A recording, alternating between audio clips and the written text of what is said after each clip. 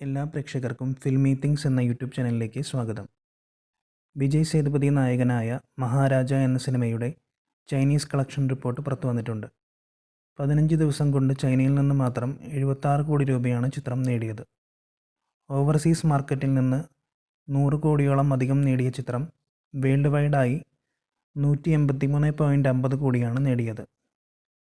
China മാർക്കറ്റിൽ ചിത്രം വലിയ രീതിയിൽ മുന്നേറുന്നതായാണ് കാണുന്നത്. ഇനിയും കളക്ഷൻ കൂടാനുള്ള സാധ്യതയുണ്ട്. ഷറഫുദ്ദീൻ, ഐശ്വര്യലക്ഷ്മി എന്നിവർ അഭിനയിച്ച ഹലോ മമ്മി എന്ന ചിത്രത്തിൻ്റെ കളക്ഷൻ റിപ്പോർട്ട് പുറത്തു വന്നിട്ടുണ്ട്. നവംബർ 21 റിലീസ് ചെയ്ത ചിത്രം 4ാം വാരത്തിലേക്ക് എത്തുമ്പോൾ വേൾഡ് വൈഡായി 18 കോടി നേടിയെന്നാണ് റിപ്പോർട്ടുകൾ. കൂടാതെ 20ഓളം സ്ക്രീനുകളിൽ ചിത്രം പ്രദർശനം ആരംഭിച്ചിട്ടുണ്ട്. ഹൊറർ കോമഡിയായി ഒരുക്കിയിരിക്കുന്ന ചിത്രം കുടുംബ പ്രേക്ഷകരെയും കുട്ടികളെയും രസിപ്പിക്കുന്നുണ്ട്.